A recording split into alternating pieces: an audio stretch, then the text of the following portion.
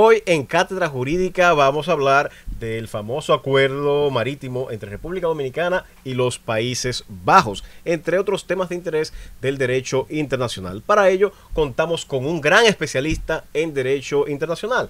Contamos con la visita del licenciado Anselmo Muñiz, quien es actualmente director de Estudios y Análisis Estratégicos del Ministerio de Relaciones Exteriores de la República Dominicana. El licenciado Anselmo Muñiz tiene un largo currículo con estudios en la República Dominicana y en el exterior. Ha hecho varias publicaciones, es un investigador social y en el ámbito del derecho consolidado y hablará con nosotros de estos temas de interés para la República Dominicana. En breve comenzamos con esta interesante entrevista. Bueno, comenzamos la entrevista en Cátedra Jurídica en la Z y como habíamos anunciado aquí al inicio, contamos con la presencia de un gran especialista en geopolítica y derecho internacional, así como también de derecho del mar. Ya ustedes escucharon ese largo currículo que tiene nuestro invitado, el señor Anselmo Muñiz, quien es el invitado del día de hoy y con quien trataremos temas de interés. Comenzaremos con conceptos generales de derecho internacional y quisiera que nos explicaras, Anselmo, qué es el derecho internacional y qué impacto e importancia tiene para las personas este derecho. Gracias, Manuel. Mira, el derecho internacional es la rama del derecho que se encarga de la regulación de los actores internacionales. Y digo los actores internacionales porque tradicionalmente se entendía por derecho, o sea, que solo los estados tenían esa personería jurídica internacional. Sin embargo, a lo largo del siglo XX se le ha ido reconociendo la personalidad jurídica internacional, primero a organismos internacionales que han sido producto de tratados, pero también a otros actores, incluyendo para ciertas ramas específicas a las personas. Los individuos tienen lo que se conoce como standing o capacidad jurídica, por ejemplo, en el derecho internacional de los derechos humanos. Pero bueno, en general el derecho internacional tiene dos subaspectos. Está el derecho internacional público, que es el propiamente tiene que ver con los estados, los organismos internacionales y esas, como te dije, en algunos casos excepcionales también los individuos.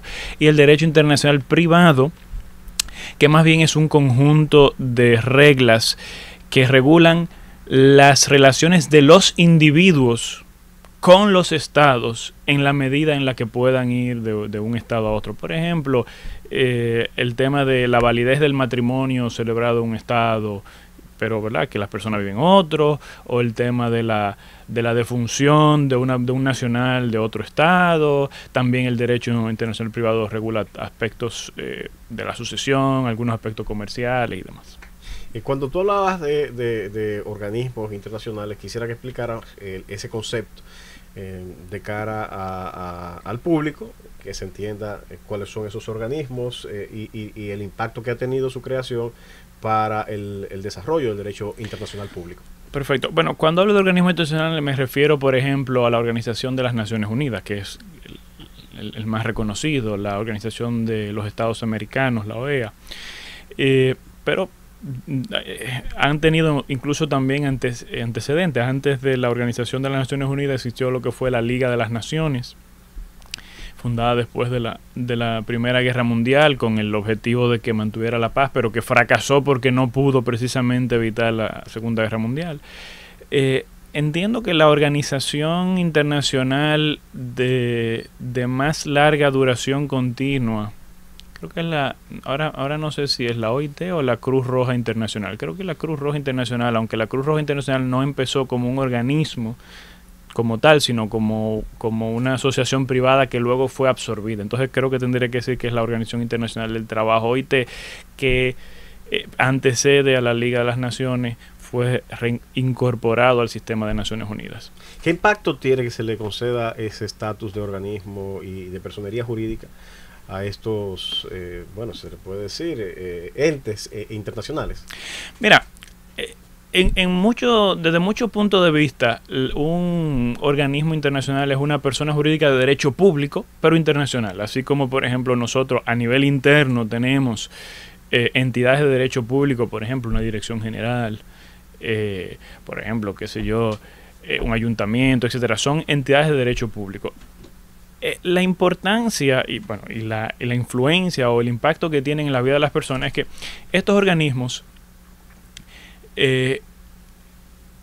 acogen a los estados según los temas, ¿verdad?, de cada organismo, y van generando, o es en el seno de ellos que se negocian las normas internacionales del derecho internacional, se negocian acuerdos, etcétera. Entonces, en cierto sentido, estos organismos son la base del orden jurídico y político internacional, y de ahí vienen aspectos fundamentales que permiten que el mundo se organice principalmente para el mantenimiento de la paz, que es la gran misión del sistema de Naciones Unidas, pero también para el sistema de derechos humanos. De ahí viene mucha cooperación técnica, de ahí viene esa capacidad de los estados también de en cierto sentido armonizar su legislación, y por lo tanto es lo que facilita el comercio internacional, los viajes, en general la creación de ese intercambio político, cultural, económico, que es las relaciones internacionales. Hay organismos de estos que, bueno, son muy conocidos por su trascendencia y su peso internacional, y tienen diversos órganos o estructuras internas a través de las cuales ejercen sus funciones. Por ejemplo, el caso de la ONU tiene diversos órganos que gravitan sobre los países. Quisiera que si pudieras nos explicaras un poco cómo se conforma esa estructura de la ONU y de qué manera impacta a los países. Fíjate, la ONU tiene la Asamblea General, que es la asamblea de todos los estados miembros de la ONU, y en cierto sentido es el órgano, vamos a decir, decisorio fundamental o máximo de la ONU. Tiene el Consejo de Seguridad, que está compuesto por 5 miembros permanentes y otros 10 que se van rotando. Es el único órgano de las Naciones Unidas y en general del derecho internacional con la capacidad de autorizar el uso de la fuerza a nivel internacional. Y luego, además de eso, tiene, bueno, la Secretaría General, que obviamente es la parte, vamos a decir, ya del servicio civil internacional, es la parte de los técnicos que organizan todo esto y permiten que los estados se reúnan y demás, y además dan ese soporte técnico, jurídico a las reuniones de los estados, y luego un montón de agencias especializadas. Por ejemplo, la Agencia de las Naciones Unidas para el Desarrollo, el PNUD, que es una agencia especializada que trabaja bajo el secretario general para promover el desarrollo. UNICEF, que es otra agencia diferente especializada, también responde a la Secretaría General, y entonces trabaja para el bienestar y los derechos de los niños y los adolescentes. Eso es el Programa Mundial de Alimentos, que es un programa premiado incluso con el Premio Nobel de la Paz, que es un programa especializado para llevar alimentos a zonas y países que están sufriendo por estos tipos de desastres humanitarios y demás. ¿Y la Corte Penal Internacional tiene algún vínculo con la ONU o no? Fíjate, la Corte Penal Internacional está creada por un estatuto especial y pero ya después del nacimiento de Naciones Unidas, la mayoría de estos instrumentos internacionales se crean en el marco de la ONU. Entonces, la Corte Penal Internacional está creada por el Estatuto de Roma, pero en cierto sentido sí es parte de todo ese complejo sistema de Naciones Unidas, igual que la Corte Internacional de Justicia, que antecede a la ONU. Antes se llamaba Tribunal Permanente Internacional de Justicia, y luego entonces al haber sido incorporado a la ONU, entonces pasó a llamarse Corte Internacional de Justicia. Y si nos acercamos un poquito más y nos quedamos en América, con la OEA, la gente dice, bueno, que la ONU, que la OEA, vamos a delimitar un poco las atribuciones, funciones e integración de estos organismos internacionales. Fíjate, la Organización de los Estados Americanos es una organización que también antecede a la ONU, pero es regional, solamente pertenece a las Américas, tiene una asamblea general, ¿verdad?, de los Estados miembros, tiene un consejo permanente en el cual los representantes de los Estados miembros pues mantienen, digamos, como quien dice, el seguimiento ejecutivo tiene una Secretaría General, igual que la ONU, que es esa parte del servicio civil internacional, o sea, los técnicos que le dan el trabajo, ejecutan el trabajo, organizan las asambleas, organizan los tratados, le dan ese soporte técnico y demás. Y tiene varios órganos, entre los más importantes y destacados está la Comisión Interamericana de Derechos Humanos, que es un organismo que investiga las violaciones al Pacto de San José, la Convención Americana sobre Derechos Humanos, y otros pactos regionales, y está la Corte Interamericana de Derechos Humanos, que es la parte, vamos a decir, jurisdiccional de ese dúo. Y que tiene un gran prestigio para todos nuestros países. Así es. Entonces, ya has visto más o menos esta panorámica internacional. Quisiera saber si hay otros organismos internacionales regionales. Entiendo que sí, que en África también, en Asia. Hay muchísimos. Sí hay a diferentes niveles. También hay cortes de derechos humanos en África. También hay organismos de integración, como es el caso, por ejemplo, del SICA, el Sistema de la Integración Centroamericana. Eso tiene más naturaleza económica, un fin más económico y de comercio. Sí, para nosotros. Para otros países que van más avanzados en ese proceso de integración, también hay aspectos de integración política y jurídica, porque, por ejemplo, el SICA tiene una corte de justicia. Nosotros no somos parte, no llegamos hasta ahí, porque estos mecanismos de integración tú puedes integrarte hasta un punto. Claro.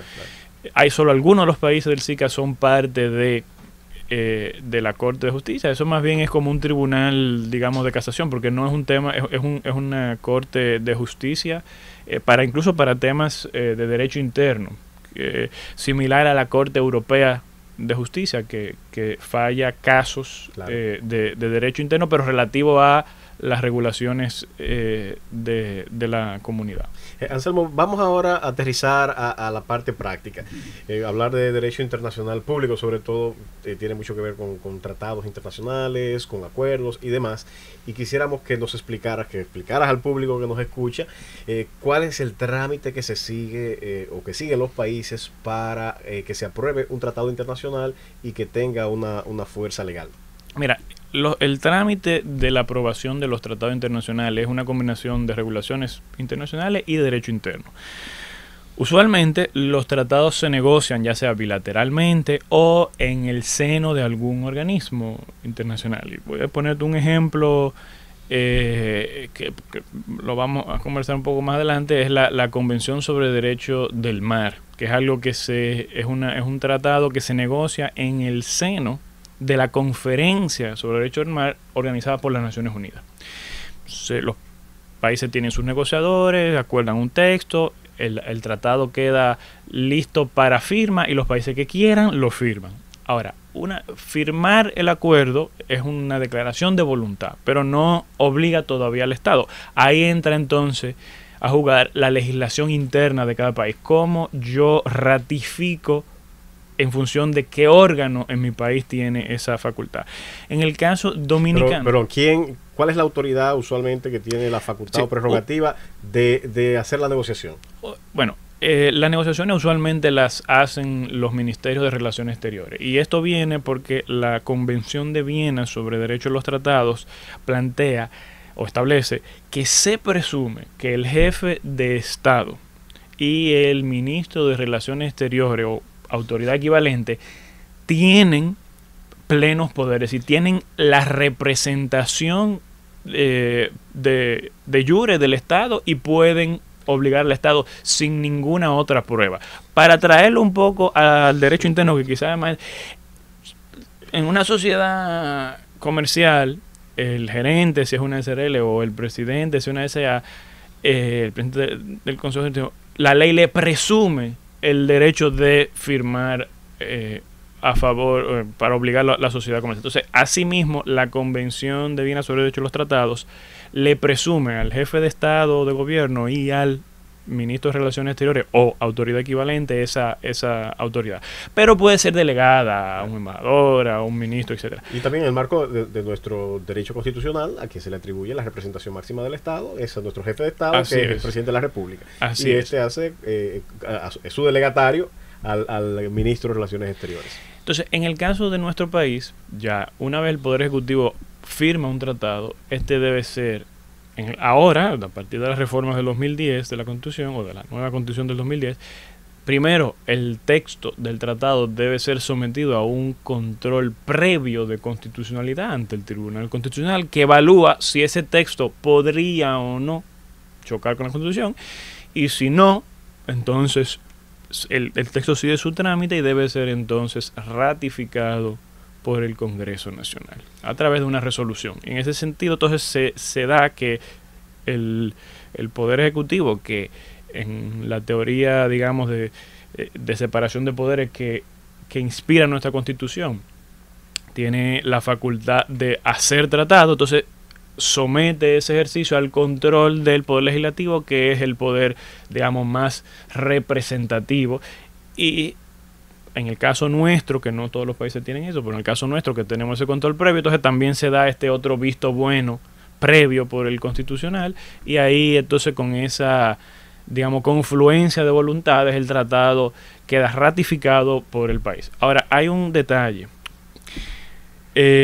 Los tratados, para entrar en vigor a nivel internacional, deben ser ratificados por una cantidad mínima de estados. Cada tratado usualmente establece, para volver al ejemplo de la CONVEMAR, se requerían que por lo menos 60 estados la ratificaran para ella entrar en vigencia. Eso quiere decir que la convención, no, aunque varios estados la fueron ratificando, no entró en vigor hasta 1994 o 96, tengo apuntado por aquí, 94, cuando Guyana se convirtió en el estado número 60 que la ratificó.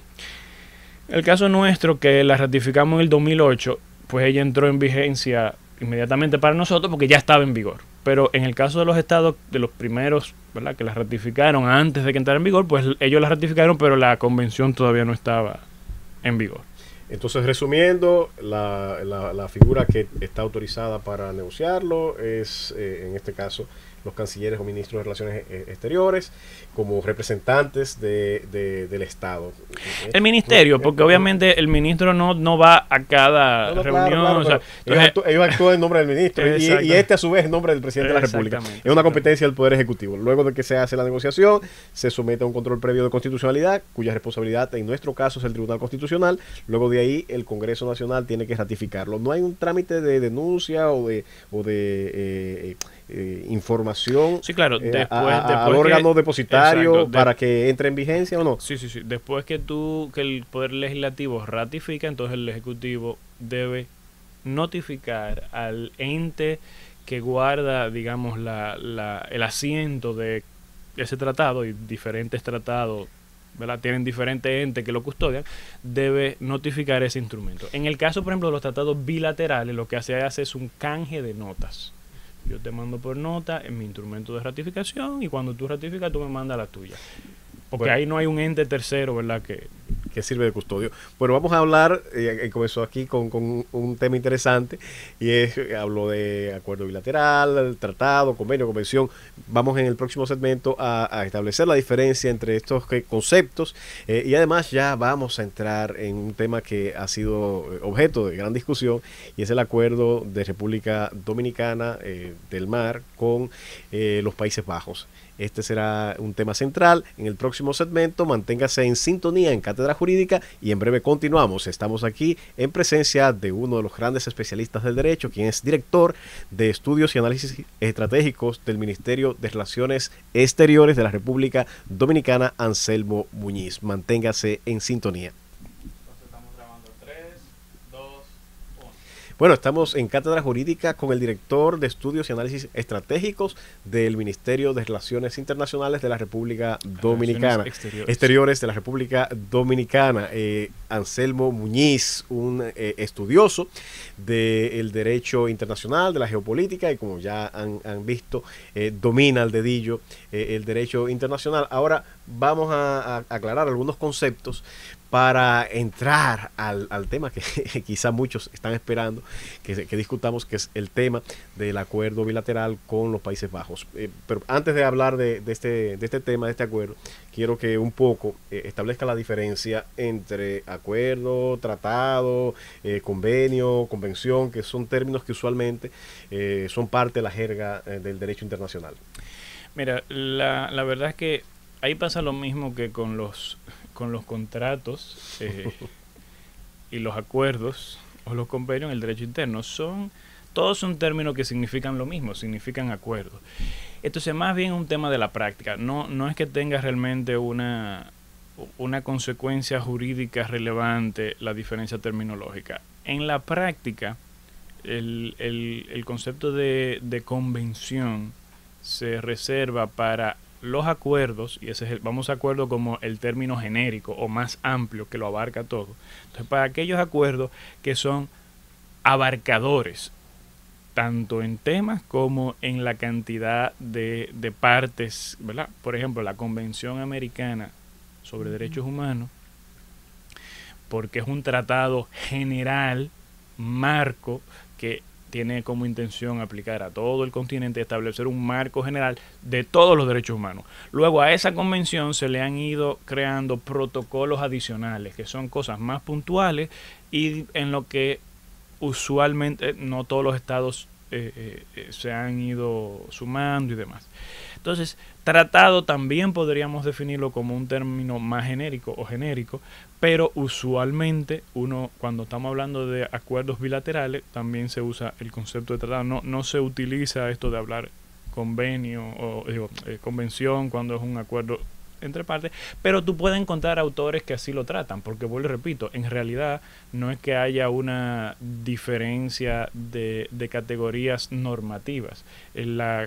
Por ejemplo, la Convención de Viena sobre Derechos de los Tratados aplica a todo tipo de acuerdo o tratado internacional en la medida en la que sus regulaciones lo alcance, incluyéndose a sí misma. Okay. O sea, incluyendo, para interpretar la Convención de Viena sobre Derechos de los Tratados, hay que también referirse a ella como marco general de la interpretación de los tratados. Pero vuelvo y repito, ahí tú puedes ver también ese uso, ese concepto de convención para un tratado o un acuerdo que es general, tiene un alcance, podríamos decirle, una norma general, no una norma especial sobre una materia particular, sino que ella pretende ser el marco general de análisis de los tratados y los acuerdos. Y una cosa, un tema que a veces resulta controversial y es la jerarquía normativa. Se plantea, bueno, este tratado, por su dimensión internacional, tiene una jerarquía normativa mayor a la Constitución, igual a la Constitución o igual a las leyes ordinarias. En ese sentido quisiera que hiciera las aclaraciones del lugar. En el caso, cada país tiene también su posición al respecto. En el caso de República Dominicana, nuestra pirámide de constitucionalidad, la famosa pirámide, exacto, está bastante bien definida con la Constitución como norma jerárquicamente superior, porque hay una razón también. Ella es la que le da la razón de ser en términos jurídicos al Estado. Es decir, claro, el Estado trae su capacidad de contratar a partir de su constitución como política y por el estatus jurídico que da. Ahora bien, sí hay que tener claridad con algo.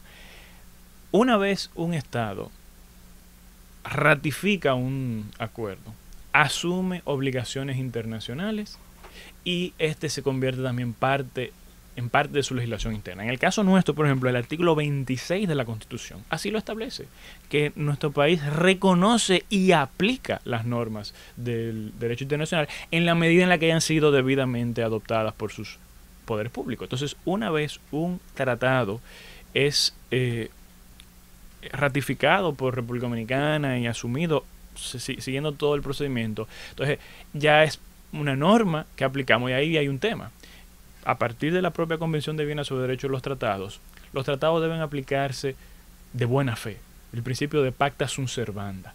Las normas de derecho interno no son excusa y no pueden ser óbice para el Estado cumplir con sus obligaciones internacionales. Y ningún tribunal internacional, ni ningún tribunal arbitral internacional va a aceptar, no que yo asumí ese tratado, pero después yo tengo una ley, o aún así yo tuviera la ley antes, entonces yo no puedo cumplir con el tratado.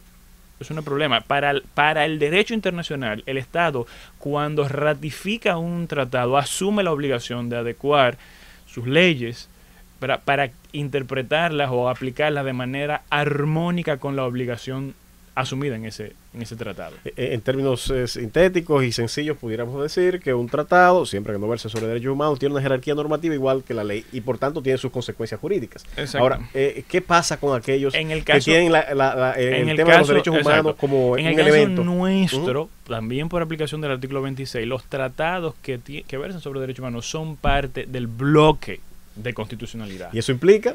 Que tienen una jerarquía superior a las leyes. Muy bien. Entonces, ahora vamos a entrar un poco al tema del derecho marítimo y derecho del mar. Tú decías una corrección bastante apropiada, adecuada, fuera del aire, haciéndome la distinción que quisiera que la hicieras aquí delante de los demás. Porque vamos a entrar ya al acuerdo, a este acuerdo controversial entre República Dominicana y los Países Bajos. ¿Cuál es la diferencia entre derecho marítimo y derecho del mar? El derecho marítimo es el derecho que tiene que ver con la parte comercial, la navegación comercial, el tema de cargas y demás, los derechos que se deducen de ahí, que tiene más, por lo tanto, que ver con aspectos privados del mar. El derecho del mar es aquella rama del derecho internacional público que tiene que ver con los derechos soberanos de los estados respecto de su mar territorial o zona contigua o zona económica exclusiva. Muy bien, y entonces ya conociendo la diferencia entre uno y otro, estamos en el campo, lo que vamos a discutir del derecho del mar. ¿Cuántos tratados y cuáles serían los más importantes? República Dominicana ha suscrito en esta materia del derecho del mar. Mira, la primera intención de crear un acuerdo, una convención sobre derecho del mar fue en 1930 al amparo de la Liga de las Naciones, que fracasó. Después, en el 1944, Estados Unidos, de manera unilateral, creó una ley para reclamar una serie de derechos sobre lo que ellos denominaron la extensión de la plataforma continental. Y entonces, Chile, Perú, Ecuador le siguieron en los años subsiguientes y también aprobaron leyes que unilateralmente extendieron lo que tradicionalmente había sido reconocido como mar territorial y en algunos casos establecieron una zona de lo que le llamaron mar patrimonial hasta 200 millas náuticas a partir de la costa. Entonces, viendo todo esto, las Naciones Unidas llamó a una conferencia, la Conferencia de Naciones Unidas sobre Derecho al Mar, UNCLOS, United Nations Conference on the Law of the Sea, en el 1956. Y en esta conferencia duró 2 años y en el 58 entonces parió 4 tratados. Un tratado sobre mar territorial y zona contigua, otro sobre alta mar, otro sobre las actividades pesqueras, conservación en alta mar, y el otro es sobre la plataforma continental, ahí acogiendo esa visión de Estados Unidos y ampliándola a todo el mundo. Entonces, esos tratados que estuvieron en vigencia, pero no fueron, digamos, no llenaron las expectativas y hubo un grado de desacuerdo. Entonces, posteriormente, que hubo un grado de desacuerdo, hubo muchos países que no los ratificaron. Varios países que no los ratificaron y además otras cosas que quedaron sin regular porque no se pusieron de acuerdo. Entonces eso llevó a una segunda conferencia en el 67 que fracasó y luego una tercera conferencia que operó desde 1973 hasta el 82, cuando entonces ahí sí se adopta la CONVEMAR, la Convención de Naciones Unidas sobre Derecho al Mar, que establece ya los conceptos que hoy en día son de derecho común en el derecho del mar, como el mar territorial, la zona contigua, la zona económica exclusiva, las 200 millas, la plataforma continental y demás. Dentro de ese convenio, de ese tratado, se trata o se discute el concepto de Estado archipelágico de alguna manera. Sí, sí. Y ese concepto, ¿qué Mira, significa? la convención, eso fue uno de los aspectos que las primeras tratados no desarrollaron. No desarrollaron. Y la convención sí, bueno, lo reconoce, no es tampoco que haya una una regulación extensa, pero la hay. Y la convención sí establece condiciones mínimas que deben cumplirse. Básicamente, cuando pensamos en un archipiélago, pensamos en Filipinas. Es un estado que la mayor parte de su territorio está compuesto por mares, por agua, por mares interiores, versus un estado más continental o unitario, donde la mayor parte de su territorio estaría compuesto por masa terrestre. Uno de los aspectos que la convención establece es justamente eso. Tiene que haber una proporción mayor de 1:1 entre agua y mar, siendo más el agua que el mar. ¿Cómo se calcula eso? Bueno, la convención en general establece las reglas para tú calcular las líneas de base, que no es más que la costa como se prolonga naturalmente. Entonces, la convención te permite, sobre esas líneas de base, tú calculas. Mira, si producción podría ponernos lamentablemente el último de los mapas, vamos a empezar por el último, no por el primero, para poner las líneas de base de la ley 6607. Mira, la línea de base, como te dije, son las líneas de la costa, como ella se genera naturalmente. Aquí decimos, para los que nos están escuchando por radio, estamos presentando una imagen que sitúa a la República Dominicana en el centro, con varias líneas de diversos colores que se extienden de forma vertical en diferentes perpendicular sentidos. A la costa. Perpendicular a la costa, tanto hacia el norte como hacia el sur de la República Dominicana. Entonces, la convención establece las reglas para tú entonces encerrar una cantidad de mar, siguiendo esto de el mar territorial, la zona contigua y hasta 200 millas náuticas desde la costa o de las líneas de base para calcular la zona económica exclusiva. Establece una serie de criterios muy técnicos que no vamos a discutir aquí, que son los que te permiten definir entonces si tú encierras una cantidad de mar siguiendo todos esos criterios y resulta que eso te da más mar que tierra, entonces tú tienes una base para reclamar. Ahora, una base para reclamar. Okay, no hay obligación internacional, o mejor dicho, tú tienes que demostrar con estudios. Vamos a ver. El convenio, la convención te da unos criterios que has explicado, has esbozado de manera bastante clara. Luego existe un procedimiento para yo hacer los alegatos de si cumplo o no cumplo con esas condiciones para que se me declare un estado archipelágico. Ahora bien, ¿qué ha hecho la República Dominicana en ese sentido? Y si conviene que efectivamente se le reconozca ese estatus a la República Dominicana. Mira, a cualquier país le convendría que se le reconozca ese estatus porque obviamente implica en cierto sentido una mayor extensión de sus derechos soberanos, sobre todo en lo que tiene que ver con la zona económica exclusiva. En el caso dominicano, la ley 6607 que estableció que por cierto, esa ley sustituye una ley anterior, que es la ley 573 del 77, que a su vez modifica una ley todavía anterior, que es la 186 del 67. Pero bueno, la ley 66 es la que nos declara como Estado archipelágico. Vuelvo y repito, eso es una pretensión del Estado dominicano. Pero vamos a ver, una pretensión, y esa pretensión ¿hasta dónde ha alcanzado? Hemos hecho los aprestos, hemos dado los pasos del lugar. Hasta el día de hoy el Estado dominicano no ha comprobado a nivel internacional, no ha aportado la prueba técnica de que cumple los criterios técnicos. Esos criterios técnicos incluyen que aquí no sé si tú estás viendo que en esta parte aquí están los llamados Banco de Navidad, el Banco del Pañuelo.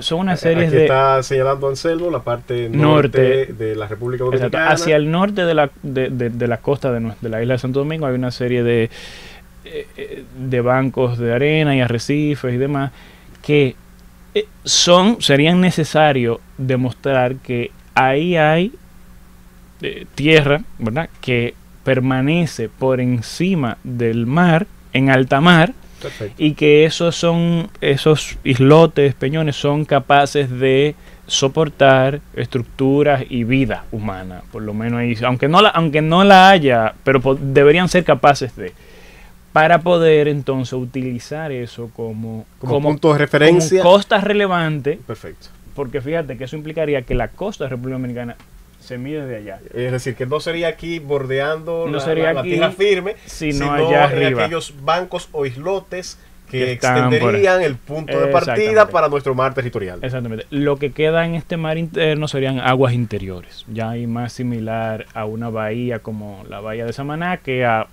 ¿verdad?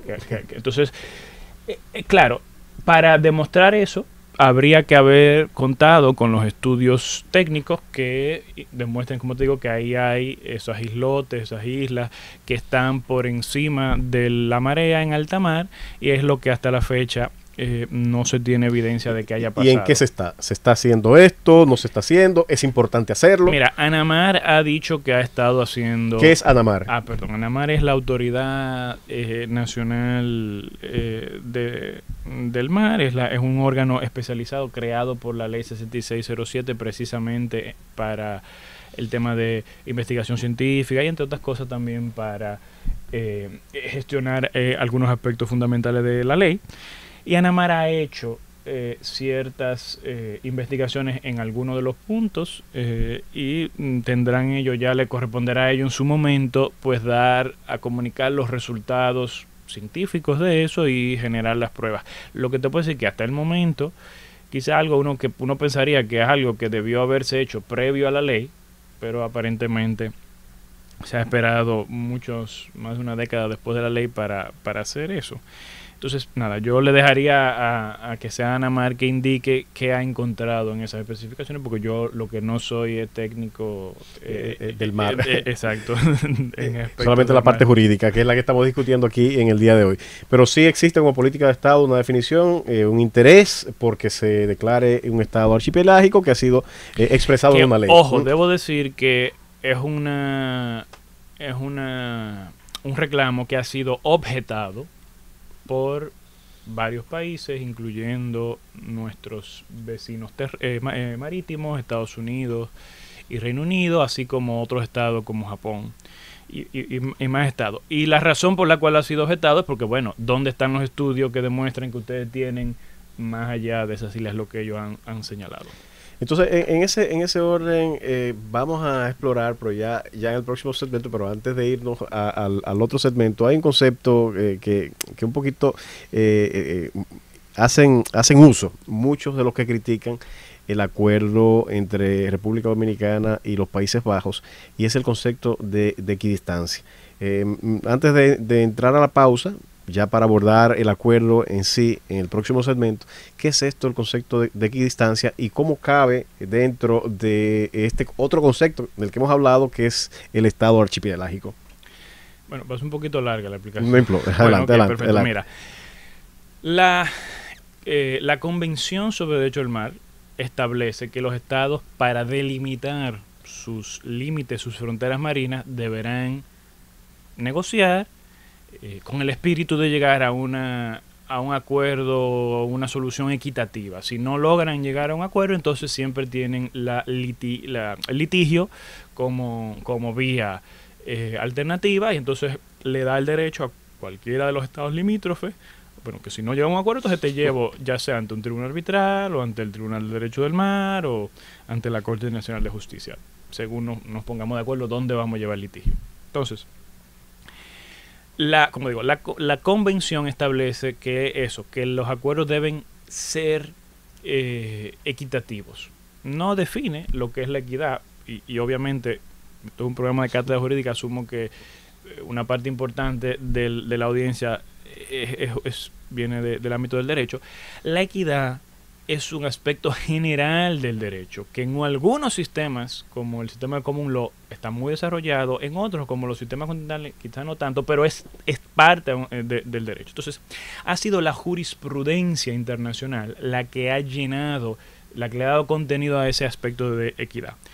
Originalmente, antes de la Convemar, la forma más básica y más fácil de tú encontrar la equidad, lo equitativo, era estableciendo una línea media, porque si tú y yo vamos a delimitarnos este pedazo de mar aquí, lo más básico es, bueno, te toca la mitad a ti y la mitad a mí, el punto medio. Obviamente que en la medida en que los estados negocian, se van demostrando o dando cuenta, bueno, hay aspectos específicos, ¿verdad?, donde que tenemos que tomar en cuenta para que esa línea intermedia realmente sea equitativa. Entonces, a partir del desarrollo jurisprudencial se ha desarrollado entonces un proceso de 3 pasos. De 3 pasos que son los que los tribunales analizan para determinar cuándo una solución es equitativa. Y el primero de esos pasos justamente es crear una línea intermedia, una línea media o lo que se llama una línea equidistante, tomando las costas relevantes. Es decir, en el caso, si podemos ir ahora sí a vamos a ver este concepto de costas relevantes para entender el concepto de equidistancia. De todas maneras, vamos a volver a los mapas porque okay, vamos a meternos de lleno al acuerdo con Países Bajos. Déjame completar ustedes los 2 pasos antes de cambiar de segmento. Entonces, el primer paso se establece esa línea equidistante. Segundo paso, se determina si existen circunstancias especiales en la geomorfología de las costas que está afectando esa línea y que implica que la línea debe moverse para acá o para allá, y entonces se hace eso si las hay, y si no, entonces se pasa al tercer paso, que es, entonces se analiza si hay una gran desproporción, y tengo aquí preparada una cita textual de la Corte Internacional de Justicia para que es muy ilustrativa ese aspecto. Si hay una gran desproporción entre las áreas que le tocan a cada país, entonces ahí, si la hay, se reajusta la línea, y si no la hay, entonces se reconfirma ya esa línea como línea definitiva. Bueno, pues vamos a continuar con esta cátedra jurídica. Ya de lleno vamos a hablar, a ver de qué se trata este famoso acuerdo de delimitación marítima entre la República Dominicana y los Países Bajos. En el próximo segmento no se pierda, porque todos los aspectos que son relevantes y que están en controversia, si República Dominicana debe concluir el trámite, si el Congreso debe aprobarlo o no debe aprobarlo, si nos conviene, no nos conviene, si perdemos, si ganamos algún espacio marítimo, lo vamos a esclarecer, lo vamos a discutir en el siguiente segmento. Estamos aquí con Anselmo Muñiz, un especialista consolidado en el ámbito del derecho internacional y del derecho del mar. Manténgase en sintonía. Continuamos con Anselmo Muñiz, quien es el director de estudios y análisis estratégicos del Ministerio de Relaciones Exteriores de la República Dominicana y especialista en derecho internacional. Estamos hablando de derecho internacional público, estamos hablando del derecho del mar, y todo esto generando este preámbulo para aterrizar a un tema que ha sido de gran controversia en la República Dominicana, y es que la República Dominicana suscribió un acuerdo con los Países Bajos, el acuerdo de delimitación marítima entre República Dominicana y Países Bajos. Ya este acuerdo lleva su trámite bastante avanzado, ya se hizo la parte de la negociación, ya el constitucional, aun cuando hay votos disidentes, votos salvados, fue declarado que es conforme a la Constitución, y el siguiente paso sería la discusión en el Congreso Nacional como la fase final para que este acuerdo entre en vigencia. La pregunta que se hace mucha gente por la discusión ¿es o era necesario la suscripción de un acuerdo de esta naturaleza de República Dominicana con los Países Bajos? Sí, definitivamente es necesario. Fíjate, República Dominicana tiene 6 fronteras marítimas, de las cuales solo 2 están delimitadas. Tenemos frontera marítima con Haití, que no está delimitada, con Estados Unidos, por el caso de Puerto Rico, que no está delimitada, con Colombia, que sí está delimitada por un acuerdo del 1978, con Venezuela, que está delimitada por un acuerdo el Colombia de 77, de 78, con un acuerdo de 79 la delimitamos con Venezuela, con Países Bajos, que estaría delimitada ahora si ratificamos el acuerdo, y con Reino Unido, por el tema de turcos y caicos, en el norte que no está delimitada. Y yo sé que para la gente eso puede ser un poco chocante porque tú te imaginas un estado con sus fronteras definidas, pero las fronteras de los estados deben delimitarse. Incluso las fronteras terrestres. Recordemos que la delimitación de la frontera con Haití se hizo mediante un tratado de 1929 que después fue ratificado en el 36. Y muchas de esas fronteras se delimitan en buena lid, en paz, pero en otras ocasiones implica incluso derramamiento de sangre, que es lo que a estas alturas de la civilización se quiere evitar, ¿no? Exacto, porque es lo que es impensable a estas alturas de la civilización. Pero es importante que entendamos eso. Los estados, todos los estados pueden tener reclamos, pero tú tienes dos vías civilizadas para resolver estos temas. Uno es la negociación y el otro es el litigio. Por eso decía ahorita que la CONVEMAR te dice que los estados deben negociar para delimitar sus fronteras marítimas, o si no pueden llegar a un acuerdo, entonces tienen abierta la vía del litigio. Y evidentemente sabemos que lo mejor es evitar un litigio. Todo litigio internacional es exageradamente costoso, exageradamente largo.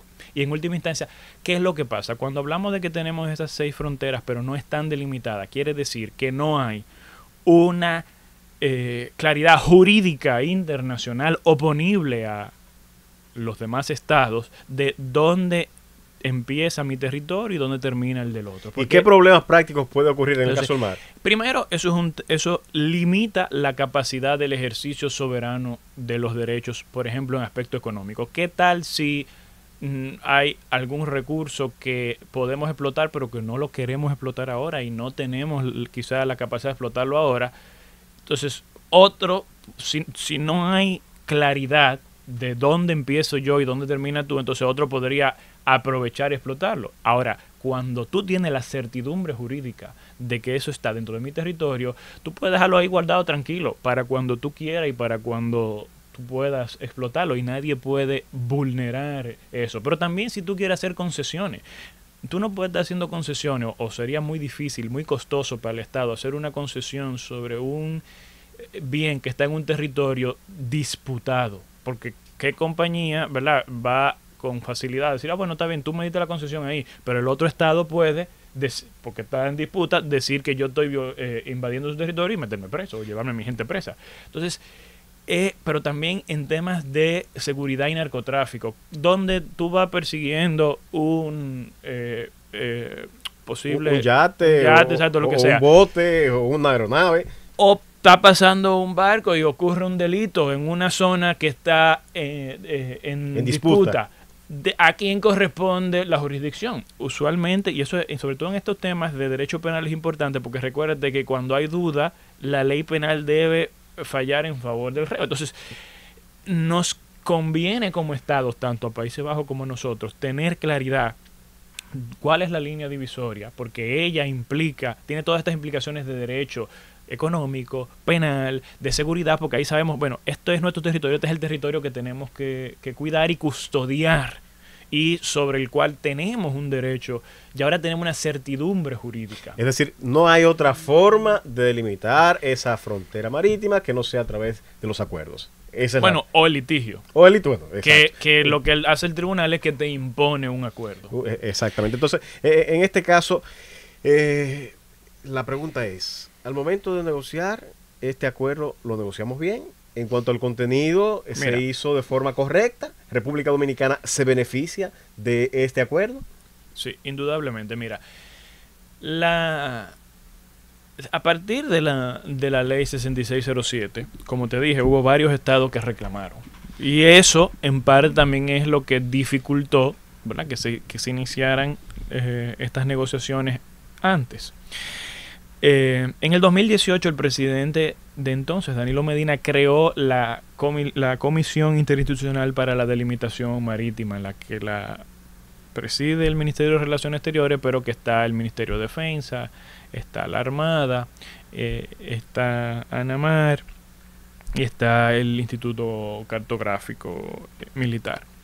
Entonces, la comisión, por el mismo decreto que la crea, la autoriza a contratar y contrató a uno de los más renombrados expertos, abogados, litigantes de Derecho Internacional Público y Derecho del Mar, el doctor Paul Reichler, que, entre otras cosas, fue en su momento abogado de Nicaragua en una demanda contra Estados Unidos en la Corte Internacional de Justicia, el famoso caso Irán-Contra, que es un caso, digamos, fundante del derecho internacional público moderno. También fue abogado de Nicaragua en casos de delimitación marítima contra Colombia, donde resultó ganancioso. También fue abogado más recientemente de Filipinas en casos de delimitación marítima también contra China, donde también resultó ganancioso. Es decir, la comisión en su momento buscó a uno de los mejores asesores que podía buscar,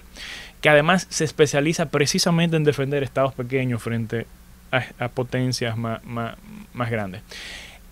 Y Paul Reichler hizo un estudio de las diferentes fronteras que nos falta por delimitar y hizo recomendaciones de por dónde empezar. Y de hecho, la razón por la que se empezó por esta es porque esta es la que está más clara y más fácil la negociación, porque, como vamos a ver más adelante, ya nuestra negociación con Venezuela y la negociación de Países Bajos con Venezuela, porque eso es una triple frontera, como que preestablecían dónde debía estar la línea de delimitación entre República Dominicana y Países Bajos, porque siendo una triple frontera deben coincidir los tres. Entonces ya nosotros teníamos un acuerdo con Venezuela del 78, del 79, ellos tenían un acuerdo con Venezuela del 77 o 78, entonces esos dos acuerdos ya coincidían, entonces lo lógico era que también coincidieran entre nosotros y ellos. Es bueno también decir y aclarar, porque muchos se sitúan, pero que Países Bajos, que mejor se conoce popularmente como Holanda, está tan lejos por allá por Europa. ¿Qué hace República Dominicana llevando a cabo un acuerdo con Países Bajos en el Caribe? ¿Cuáles son los intereses? ¿Cuáles son las islas sobre las cuales gravita la soberanía de Países Bajos en el Caribe? Claro, nos referimos aquí a Aruba, Curazao y Bonaire.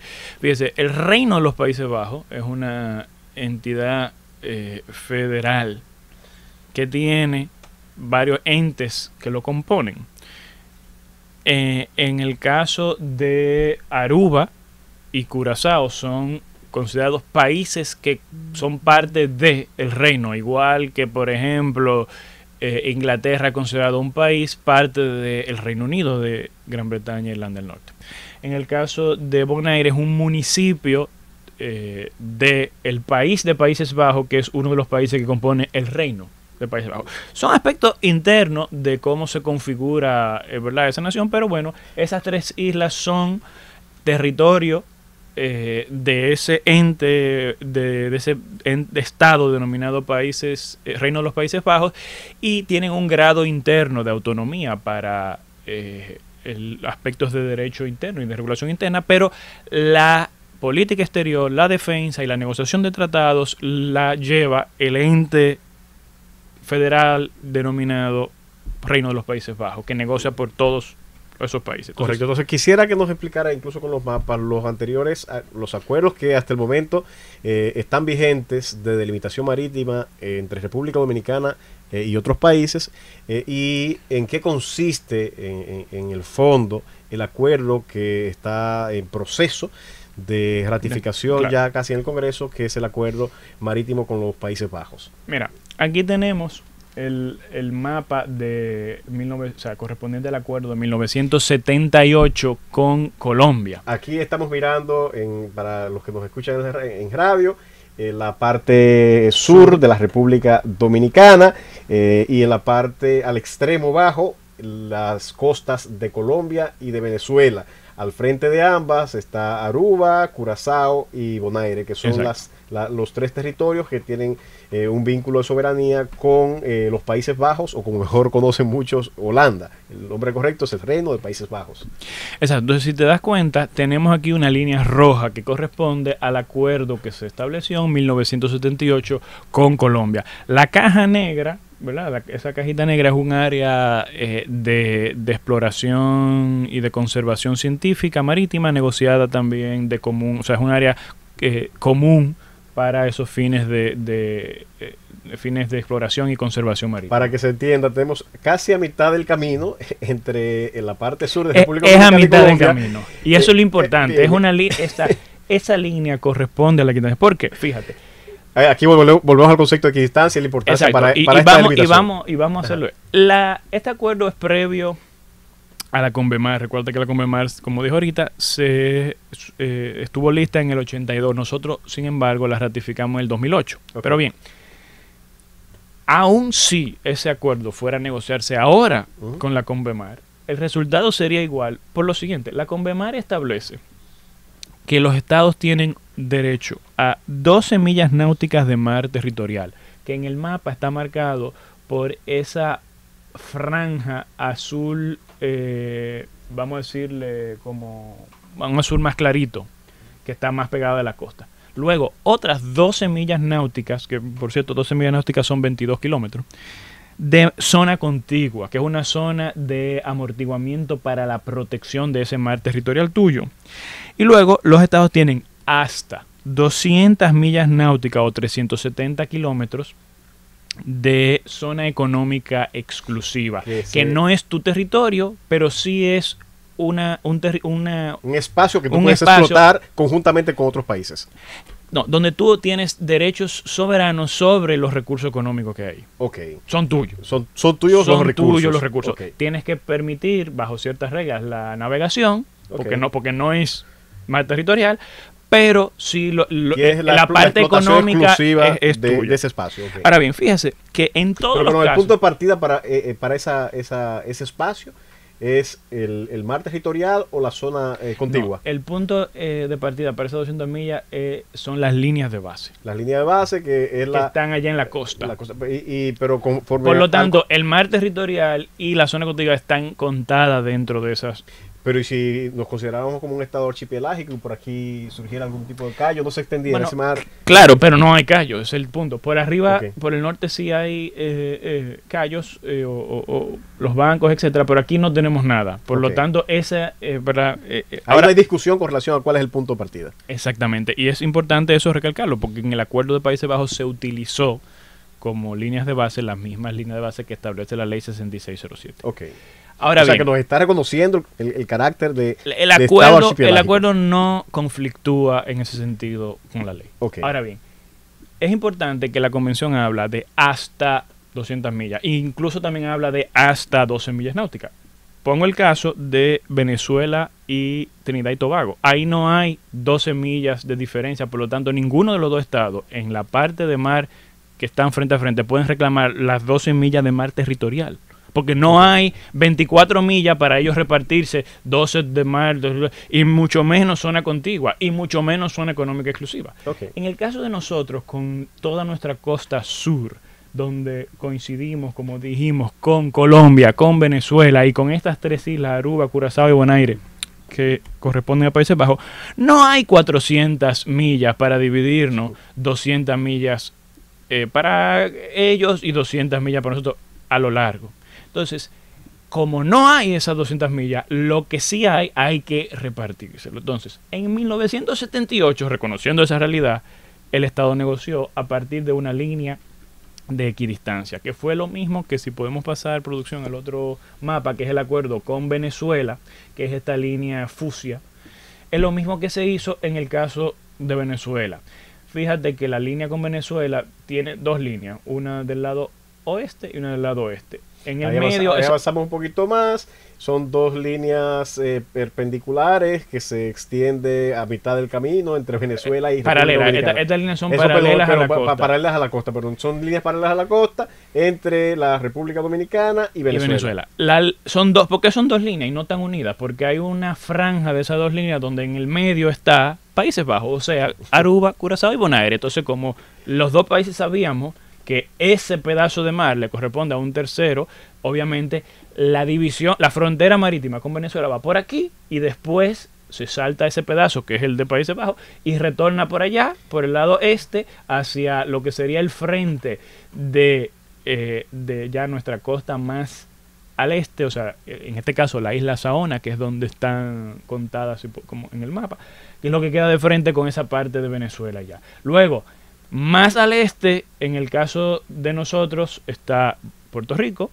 Sigue por ahí también, por abajo, sigue Venezuela, que tiene su acuerdo de limitación con Estados Unidos por la isla de Puerto Rico. Entonces, resulta que ese punto A6 y ese punto B7, que son los dos puntos donde, digamos, más en el medio de esta delimitación con Venezuela, entre las dos pedazos de esta frontera, que no están unidos, son los mismos dos puntos que Venezuela negoció con Países Bajos, que está ahí en el medio.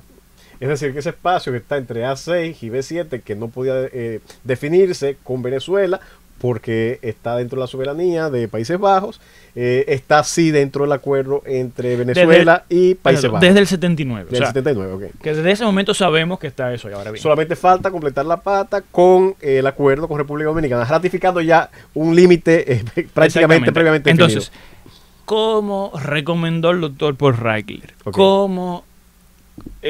¿Cómo ha establecido la jurisprudencia en delimitación marítima? ¿Cómo se negoció el acuerdo con Países Bajos? Bueno, mira, no hay, lo que dije, las 200 millas, las 400 millas para repartirnos 200 y 200. Entonces, se aplicó el proceso de 3 pasos, que es un proceso que se fue creando por la jurisprudencia, empezando con la propia sentencia del Mar del Norte en 1969, pero que después se fue consolidando sobre todo con el caso Libia versus Malta del 85, un caso del 84 de Estados Unidos contra Canadá contra Estados Unidos, 93 Dinamarca contra Noruega, etc. Ahí los tribunales internacionales fueron definiendo el test de cómo se debe hacer esa delimitación. Primero se establece una línea provisional equidistante, es decir, que vaya un punto medio entre las dos costas relevantes. Segundo, se analiza si existen circunstancias especiales en la morfología, o sea, de esas costas, es decir, que haya penínsulas, peñones, islotes que alteren o que incidan en esa línea equidistante. Y tercero, bueno, en ese caso se ajusta la línea para atender a esas circunstancias. Y entonces, en el tercer caso, y aquí es donde quiero citar esta sentencia de la Corte Internacional de Justicia del caso Rumanía contra Ucrania del 2009. Entonces dice la Corte: finalmente, en la tercera etapa, el tribunal verificará que la línea provisional equidistante, tal como ha sido establecida, lleve a un resultado equitativo en razón de del largo de las costas y el ratio entre las zonas marítimas relevantes. Este último chequeo, porque estoy traduciendo del inglés mental, esta última confirmación debe establecer que debe confirmar que no se haya establecido una gran desproporcionalidad entre las áreas marítimas al ser comparadas con el ratio del largo de las costas. Es decir, lo que la Corte establece es, ok, el largo de la costa de República Dominicana, el largo de las costas, en este caso de las 3 islas, y entonces se analiza en ese tercer paso que el área que le queda, según esta línea provisional establecida, no sea desproporcional cuando tú lo comparas con esos ratios. Es decir, que debe haber un mínimo de proporción.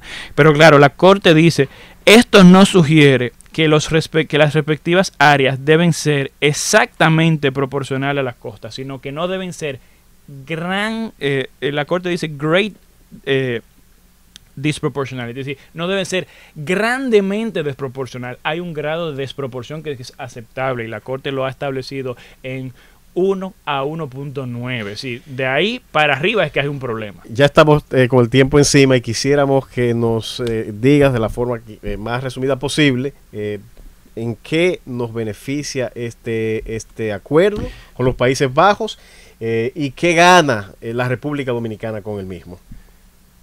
Mira, el acuerdo nos da certidumbre, como dijimos, sobre nuestro mar territorial hacia el sur, en ese último pedacito que nos quedaba por delimitar. El acuerdo nos permite tener ya seguridad de que cualquier recurso económico, cualquier explotación económica de esa área, no solo recursos, o sea, cualquier tipo de explotación económica que se vaya a hacer en esa área está dentro de los derechos soberanos de República Dominicana.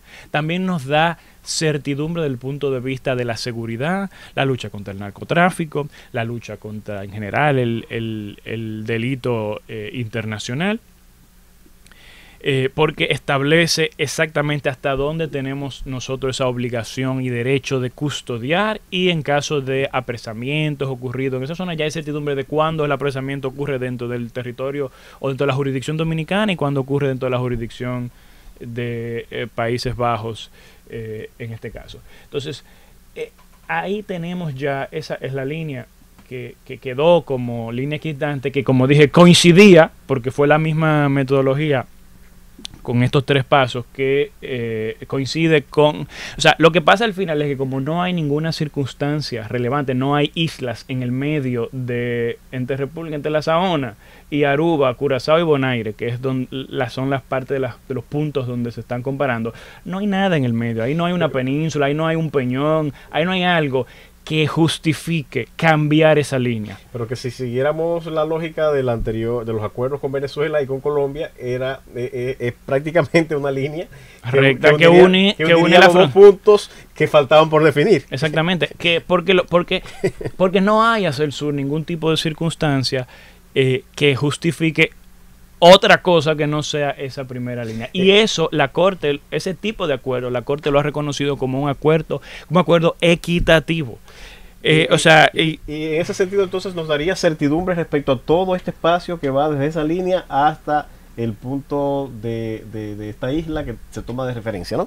Exactamente. Evidentemente nos queda la frontera marítima al sur con Haití, que también tenemos una frontera marítima al norte con Haití, y la frontera marítima al sur, este y noreste con Estados Unidos, y todavía entonces también el noroeste con el Reino Unido por Turca y el ministro decía que ganábamos unas 11 millas náuticas. ¿Qué hay de cierto en esto? Mira, es así porque el acuerdo con Venezuela, que se hizo, como dijimos, en el 79, siguió el datum de Sudamérica. Eso es un sistema de referencia geodésica. Okay. Entonces, en la medida en la que han avanzado la tecnología, ahora la delimitación, la ubicación en el mar se hace con el World Geodesic System, que es un sistema mucho más preciso, que fue el que usamos ahora en el acuerdo con Países Bajos. Y entonces, al actualizar y usar ese tipo de mediciones, nos damos cuenta que ese punto A6 que veíamos ahorita es un punto que está más al sur de lo que pensábamos que estaba. Entonces, en ese sentido, al hacer esta negociación nos dimos cuenta que esa frontera está más al sur, o sea, más hacia ellos de lo que pensábamos que estaba en comparación con ese acuerdo. Y al mover esa frontera hacia el sur, como corresponde por esa actualización tecnológica, entonces no ganamos ese... Bueno, Anselmo, darte las gracias por venir. Estuvimos aquí con el director de Estudios y Análisis Estratégicos del Ministerio de Relaciones Exteriores de la República Dominicana, un gran especialista en Derecho Internacional, y abordamos muchos temas de interés y sobre todo esclarecimos muchos puntos que estaban en duda con relación al acuerdo de República Dominicana y los Países Bajos con relación al mar. Gracias a ustedes por la sintonía y nos vemos en una próxima cátedra jurídica el próximo sábado.